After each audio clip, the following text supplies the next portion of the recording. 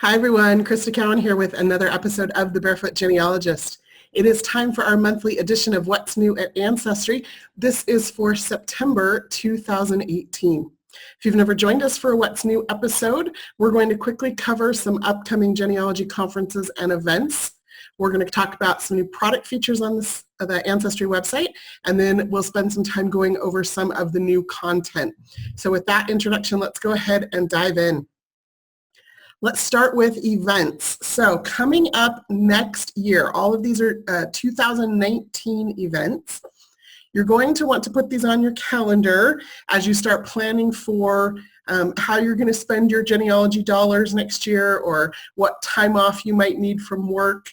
And you need to be aware that some of these have some early bird registration dates coming up, and that's why we're highlighting them so early. So genealogy conferences and events, these are some of the major ones that Ancestry will be in attendance at. There are others, but we're going to focus on these for now. The first one is Roots Tech. Roots Tech, of course, being the largest genealogical conference in the world. It's held in Salt Lake City every year. This year, the dates are the 27th of February through the 2nd of March. Now, the reason I am making sure you know about this now is because registration opens this month on the 20th. So the 20th of September 2018 for the 2019 Roots Tech Conference. And they will have some really great early bird pricing that will be at a discounted rate. So you can get in on it early if you want to plan this early. If you don't want to plan ahead that early, that's fine. Registration does stay open until the event. You'll just pay a little bit more once the early bird registration period passes. So you can go to rootstech.org. That's where you can find more information out about this conference. Now, they're on the screen, and I'll just quickly run through these for the audio, are the rest of the major genealogical conferences that Ancestry will be attending in 2019. Like I said, there will be some other events, and I'll bring those up as we get closer to them. But the 3rd through the 6th of April is the New England Regional Genealogical Consortium's conference. They do this conference every other year in a different city in New England. This year it will be in Manchester, New Hampshire. The 8th through the 11th of May, the National Genealogical Society is holding their annual conference. This year it will be in St. Charles, Missouri. The 30th of May through the 2nd of June, the Southern California Genealogical Society is holding their Jamboree. That always starts the first day with a writing and DNA conference, so 2 separate tracks of conferences, events that you can sign up for in addition to the regular conference. And that is held in Burbank, California every year that same weekend. The International Association of Jewish Genealogical Societies, IAJGS, is holding their annual conference in Cleveland, Ohio in 2019. That'll be the 28th of July through the 2nd of August. And then the 21st through the 24th of August, the Federation of Genealogical Societies will be holding their annual conference in Washington, D.C. So we've got some really great events coming up in 2019, some great locations for those of you who want access to local or regional archives or courthouses, need to combine a research trip with a genealogy trip. Of course, in Salt Lake, we've got the Family History Library, which is the largest genealogical library in the world. So lots of really great things going on, and like I said, I'm highlighting this in September because I know a lot of you, as you head into October and November, start to plan both your finances and your vacation time for the coming year, and I want you to be able to have this information available to you. I will be at, I think, all of these events. I'm currently scheduled to speak, I think, at every one of them, so hopefully I will see you there. Now let's talk about product updates. We've just got one big one this month. For those of you who are familiar with the member directory on Ancestry, it has been updated. So you can find that under search. You just click on search on Ancestry, go to member directory, and you can search there to find people's profile pages. So if I just come here, for example, I can type in my name, and you'll see there is my username. Clicking on that will take me directly to the member profile for me. Now, of course, that's going to look a little different because I'm logged in as me. If we do a search for my dad here, you're going to see his account. So there's my dad. We can see how long he's been a member, when he last logged in, and then as you come here to his profile, I have the ability to contact him. I can see some information about him. So the member directory has been updated. That is also a really great reminder for you to go into your member profile up here by clicking on your username in the top right hand corner and just update it so that you've got the information that you want showing. So upload a photo, add some information about yourself and your research experience, make sure that you've got that information displaying to other members how you want it displayed. I think I did a whole video on the member profile page, so you can go to the Ancestry YouTube channel and take a look at that, and that will give you some more detail and a deeper dive on how I manage my own profile and maybe some suggestions or ideas for you. Okay, let's dive into content now. This is, of course, not just content highlights, but also the highlight of this video for most of you every month. So Ancestry adds new records every month, and we're going to talk about something a little different this month, because one of the things that we also do here at Ancestry is we add new records to existing databases. And so I just want to make sure everybody understands kind of the nuanced difference of that. So if we come over here to the card catalog. So if you're not familiar with the card catalog, click on search. Down here's that member directory we were just talking about. Just above that, you're going to see the card catalog. The card catalog is a listing of all of the databases on Ancestry. So Ancestry has more than 32,000 different databases of records. Contained in those databases of records is more than 22 billion records. So we've got this huge collection, and we allow you to sort this database list any number of ways. So you can sort it alphabetically, you can sort it by the most records, you can sort it by the date added, or the date updated. So when I sort by the date added, what I'm going to see here is all the new databases, meaning new within the last 90 days, are going to have this little new tag on it. I'm going to see the amount of records or the number of records in that database, what record collection it is a part of, and then the name of the database. Now, Ancestry is very specific about how we name our databases. We usually do the name of the country, then the type of record, that is contained in that database, and then a date range. And then if it's in a foreign language other than English, we add that information as well so that you know what you're getting into. Now you can click through to view any one of those specific databases. You'll see the search form specific to that database, and then if you scroll down, you're going to see source information that tells you where Ancestry obtained this information, and a database description that gives you information about what's contained in the records and sometimes some clues or tips about how to use it. Over here on the right-hand side on every database page, you're going to see a browse box if there are images included. So not always does Ancestry obtain rights to the images. Sometimes we are just able to get rights to the index. But where we have images available, you'll see this browse box, and that allows you to go through and see what actually is included in the specific collection. We also then will show related data collections or related databases. So for example, if I find someone in my family in this database, chances are I might also find them in some of these other databases, and that might give me some additional information. Okay, so that's how we use the card catalog.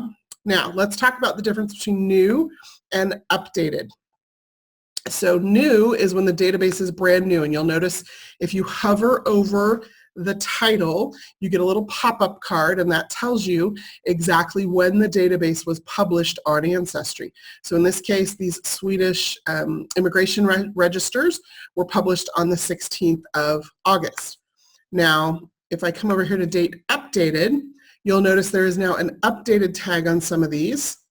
And if I hover over that, again, I get that little pop-up card that says this database was originally published on Ancestry back in June of 2014, but it was updated just a few days ago on the 29th of August. So you get kind of an idea of when the database was updated versus when it was originally published. So let's just talk about some of these specific collections. We're going to start with the new databases added. So the first one is the UK Allied Prisoners of War for the period of time of World War II, so 1939 to 1945. This database contains about 1.3 million records. So if I just come here, sort by date added, you're going to see this collection here.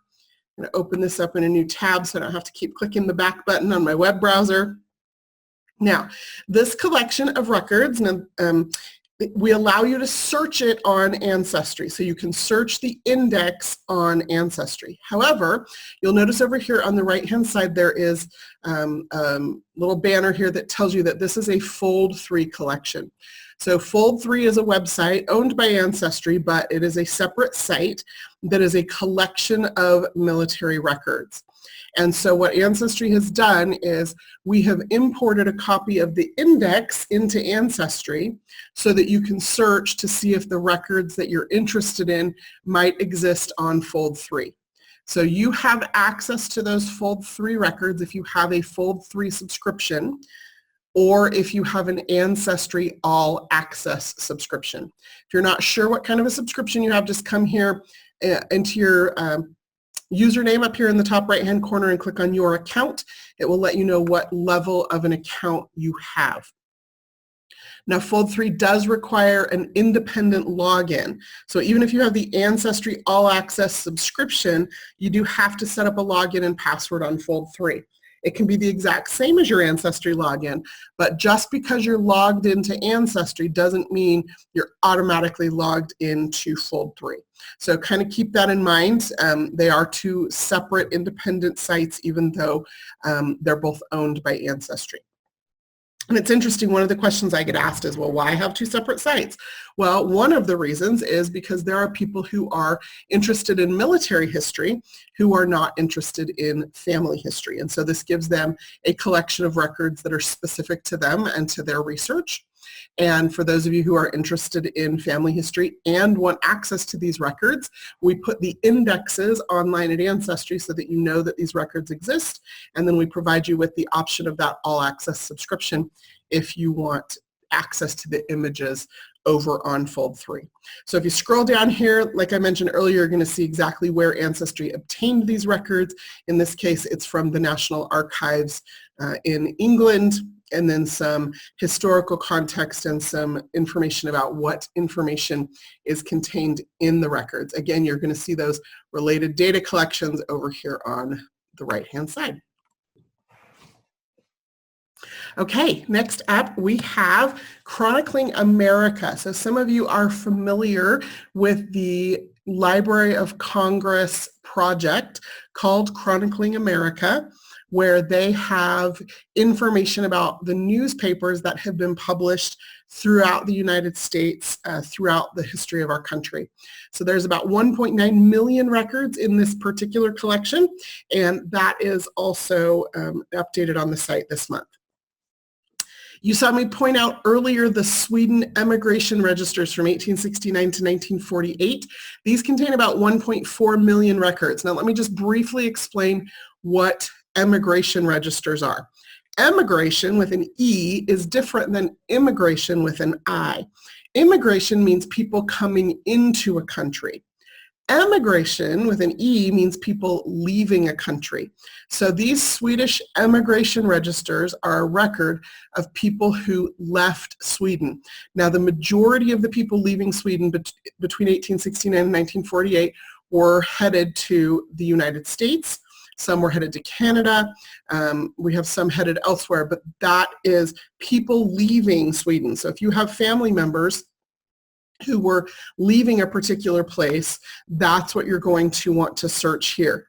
Now, like I mentioned earlier, you can browse based on the port. If you know what port they left, you can see, for example, a particular year range. So if you know, for example, that your great-great-grandfather came to Minnesota in 1888, he lived near this particular port, so it's most likely that he left from there. You can actually come in here, and just like you would a reel of microfilm, you can browse through this collection image by image to see what information is contained. Keep in mind that these are in Swedish, so if you don't speak Swedish, that's okay. One of the things that I found very often helpful when I do foreign language research in a language that I do not speak is to use Google Translate, because typically these are going to be forms with the same things across the top. So I just translate those so that I know what the columns mean, and then I look so that because I'm using the same forms over and over again, once I've translated those headers, I know what they mean, so I know what the information is that it's telling me. Okay, I didn't use my open a new tab, so now I've got to use my back browser to get back where we were. Okay, so those are the new records that have been placed online this month. Now let's talk about the updated records.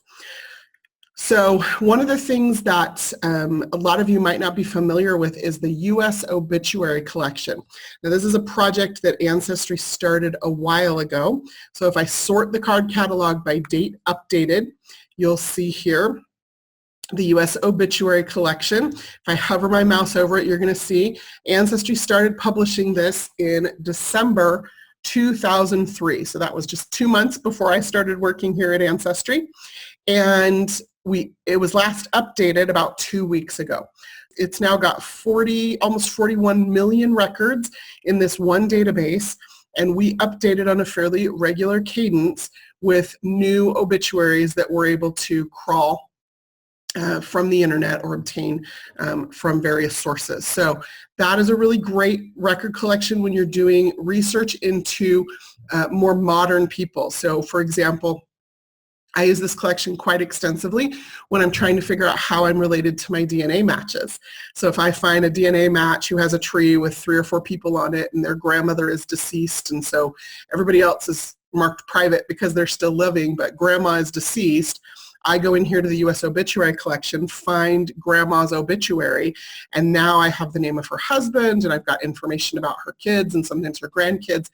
And like I said, use it a lot to help me figure out who my DNA matches are, which then enables me to use that DNA evidence in validating my family tree, and the information in my family tree helps me break through brick walls, make new discoveries constantly. So the U.S. obituary collection I use quite a bit. We also have similarly a U.S. cemetery and funeral home collection that dates from 1847 through 2018. Again, that is a database that Ancestry updates on a regular basis as we obtain more recent information. And then, of course, the big news this week, if you've been paying attention on the Ancestry social media channels, is the U.S. yearbook collection. So Ancestry has a very large yearbook collection. We have just published more books in that yearbook collection. So if you have an Ancestry subscription, you have always had access to this collection. You will continue to have access to this collection if you have a U.S. or a world subscription to Ancestry. If you do not have a current subscription to Ancestry, through September 7th, you can do a search in this collection of records and look at up to 5 records before you hit that paywall. So yearbooks are fun. As a matter of fact, just this week, if you follow me on social media on Instagram, one of the things that I discovered was a picture, my grandmother's senior picture. And I have a lot of my grandma's photos. Like, I've digitized all her slides and her pictures, and I've gone through all the things. But this particular photo I had never seen before, and it was just gorgeous, and it made me wish it was colored because her hair was this beautiful red. That particular grandma of mine, she turns 96 in just a few days, and I get to see her hopefully here in a few weeks, and I'm hoping I can share that picture with her and that she'll be able to see it. Her vision is not so great at her age, but I was just thrilled to find that picture, and it made me think more about her and about the life that she led, and want to make sure that I had that documented as part of our family history. So a lot of times when we think about family history, we think about those records back in the 1800s and the 1700s and the 1600s, and some people think about how far back they can trace their tree. But I love yearbooks and obituaries and cemetery records because one of the things that they do for me is that they enable me to record the history of my family that's living today and make sure that we've recorded that for posterity. So again, if you are on social media, you can find me on Instagram at Crista Cowan, and I would love to have you find that picture of my grandma and comment there about what things you were able to discover in your school yearbook or the yearbooks of your parents or grandparents. Now, these yearbooks do only run up through 1990. And we don't have every yearbook from every high school or college from every town in America. We do have tens of thousands of yearbooks, however. And so let me just share with you a little trick, okay, that some people forget about, which is that browse again. So the browse here on the yearbooks collection, if you come over here, you can see by city and by state what schools are available and which years are available for that school. So you can come in here and I can see, for example, here's Apple Valley High School in Apple Valley, California. Ancestry has yearbooks for 1971 and then 1979 looks like a straight run through 1989. Oh, we're missing 88, okay? So we do have some yearbooks. We don't have all yearbooks. And some yearbooks, it's for the early 1900s, and some yearbooks, it's for like these ones, the 1970s and 80s. It just depends. But once you've seen if we have the yearbook for your school or for the school of your parent or grandparent, you can just go to the book and just page through it, page by page.